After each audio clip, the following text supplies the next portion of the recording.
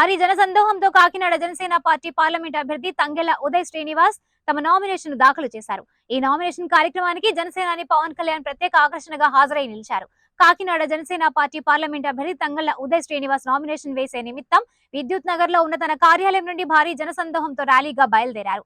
Main road దగ్గరికి rally హాజరయ్యే సమయానికి జనసేనాని పవన్ కళ్యాణ్ తోడయ్యారు. అక్కడి నుంచి భారీ ఎత్తున జన సమీకరణతో మెయిన్ రోడ్ నుండి ప్రభుత్వ ఆసుపత్రి, జిల్లా పరిషత్ మీదుగా కలెక్టరేట్ వరకు చేరుకుంది. అనంతరం అక్కడ జిల్లా కలెక్టర్ కార్యాలయంలో జనసేన అభ్యర్థి ఉదయ్ శ్రీనివాస్ తమ నామినేషన్ దాఖలు చేశారు. నామినేషన్ దాఖలు చేసిన అనంతరం తిరిగి వచ్చి విలేకరులతో మాట్లాడారు.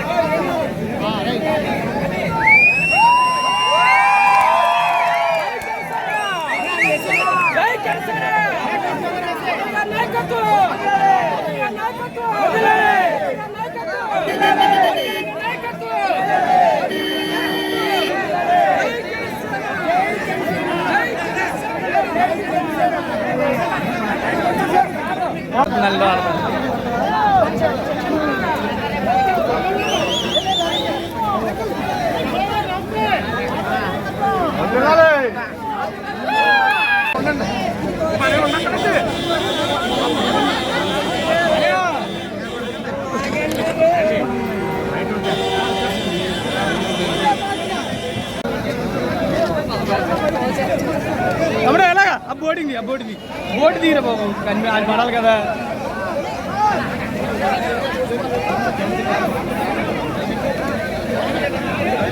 సోరిశెట్టి గణేష్ గారు, జగ్గంపేట నుండి దమ్మలపల్లి రమేష్ గారు, ప్రత్తుపాటి నుంచి వరపుల దమ్మిమాము గారు,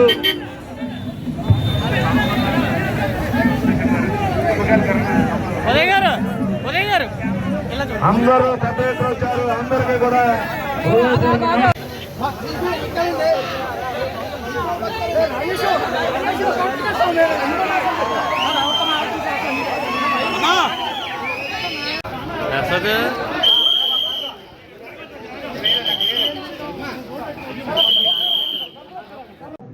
సో అదే రిక్వెస్ట్ చేసాం ఎలక్షన్ కమిషన్ కూడా టీ టైం ఉదయగా ఏమాత్రం పాసిబిలిటీ ఉన్నా దాన్ని బ్యాలెట్ పత్రంలో చేయమని.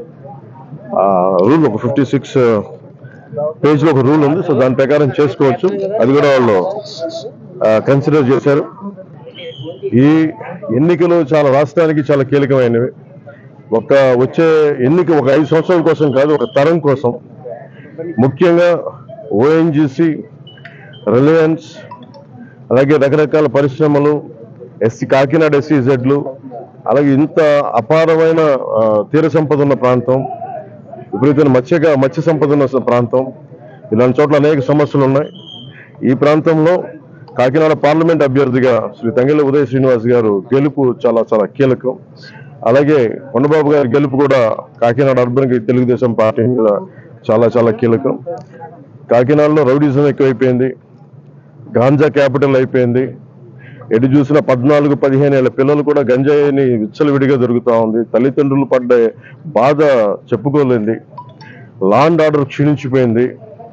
మా కూటమి ఇది వైఎస్ జగన్ చెప్పి తను ఒకటిచ్చే హామీ 5 సంవత్సరాలు అద్భుతమైన మ్యాండేట్ ఇచ్చారు ప్రజలు. ఏ ఒక్కటి కూడా నిలబెట్టుకోలేదు. Law and order క్షీణించిపోయింది. 30,000 మంది ఆడపిల్లలు అదృశ్యం అయిపోయారు. ఉద్యోగాలు లేవు, ఉపాధి అవకాశాలు లేవు, ఏ పథకాలు కూడా సరిగ్గా అందలేదు. ఇలాంటి సమయంలో ఒకళ్ళు కాదు, ముగ్గురం కల్పిస్తున్నాం. ఎందుకంటే 5 కోట్ల మంది ప్రజలకి ఒక పార్టీ కాదు, 3 పార్టీలు కలిసి ఈ రోజున మేము ఒక బలమైన కూటమిగా 2014 ఎలాంటి కూటమిగా ఏర్పడ్డాము. అలాగే ఉభయ గోదావరి జిల్లాలో కూడా, ముఖ్యంగా ఉభయ గోదావరి జిల్లాల్లో జనసేన, భారతీయ జనతా పార్టీ, తెలుగుదేశం కూటమి స్వీప్ చేయబోతుంది.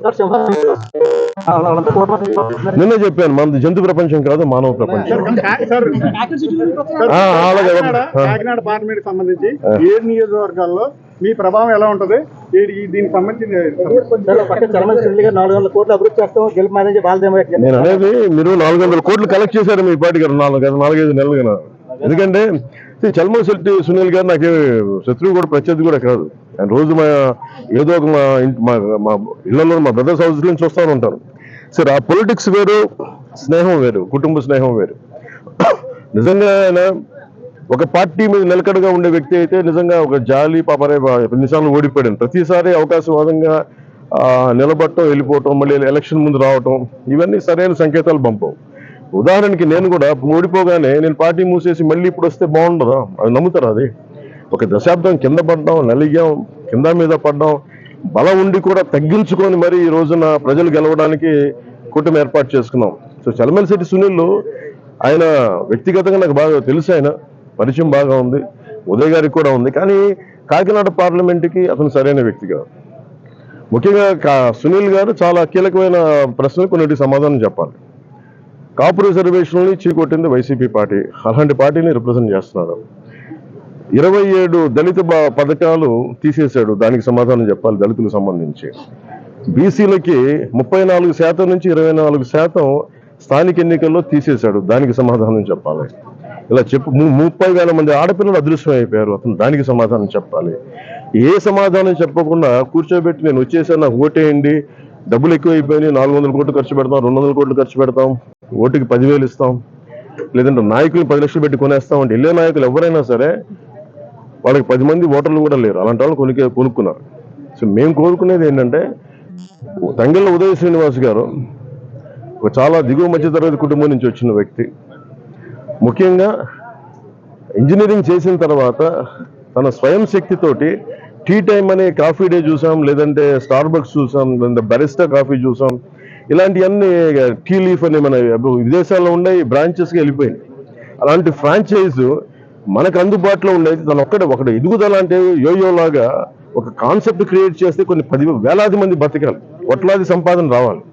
సంపాదన అంతా ఒకరి దగ్గర కేంద్రీకృతమై అభివృద్ధి అనుకుంటే ఎట్లా? టీ టైం ఉదయ్ చేసింది, తంగెళ్ళ ఉదయ్ శ్రీనివాస్ చేసింది ఏంటంటే ఒక టీ టైం అనే కాన్సెప్ట్ పెట్టి మన టీ పొడి తయారు చేసుకొని ఎక్కడ డార్జిలింగ్కి వెళ్ళి కింద పడి మీద పడి రకరకాల మిక్స్చర్స్ కలుపుకొని ఏ టీ బాగుంటుంది రీసెర్చ్ చేసి ఒక 2-3 సంవత్సరాలు ఒక చిన్న షాపు స్టార్ట్ చేసి అది అందరికీ ఆమోదయోగ్యమైన మేము ఇంకో షాప్ పెట్టుకుంటాం. అలాగ దినదిన ప్రవర్ధమానమే ఈ రోజున వేలాది బ్రాంచ్లు అయిపోయింది భారతదేశం అంతా. తను ఒక్కడే ఎదగడం కాదు, ప్రతి బ్రాంచ్ వల్ల దాదాపు 25,000 మందికి ఈ రోజున ఉపాధి అవకాశాలు లభించింది. అలాగే వాళ్ళ కాళ్ళ మీద వాళ్ళు నిలబడగలిగే టీ టైం సంపాదన పర్లేదు. సో దీన్ని బట్టి మీరు అర్థం చేసుకోండి, రేపు పొద్దున ఎక్కడికి వెళ్ళాలనుకున్నా ఉప్పాడ చీరలు కానీ ఇదేనా సార్ బ్రాండింగ్ చేయగలడు, తనకున్న ఎబిలిటీ బ్రాండింగ్ చేయగలడు.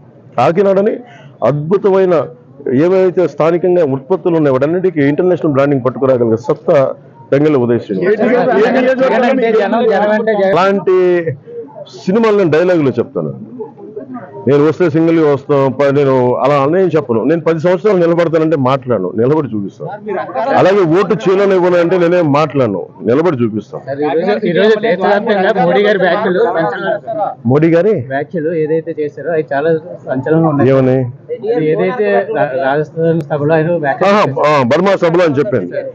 ఒకటి దాని స్టాండ్ సార్, అదే చెప్తున్నాను కదా, జగన్ జైలుకి వెళ్ళడం అది మోడీ గారి గ్యారంటీ. అది బర్మార్ సభలో రాజస్థాన్లో చెప్పారు. ఎవరైనా సరే కరప్షన్ చేసిన వాళ్ళు ఎవరైనా సరే జైలుకి వెళ్ళడం తప్పదు. ముఖ్యంగా 30 కేసులు పైన ఈ రోజున ఆయన కూర్చోబెట్టి ఆయన 30 కేసులు పెట్టుకుని బెయిల్ మీద తిరుగుతున్న వ్యక్తి ముఖ్యమంత్రి అయ్యాడు. ఇది మారాల్సిన సమయం, ముఖ్యంగా మనం మారాల్సిన సమయం అది. మనం కనుక కూర్చోబెట్టి కులమనో మతమనో వర్గమనో ఇలాంటి ఆలోచనలతో వెళ్తే మన భవిష్యత్తు నాశనం అయిపోతుంది. అందుకని కూటమి విజయం కలిగే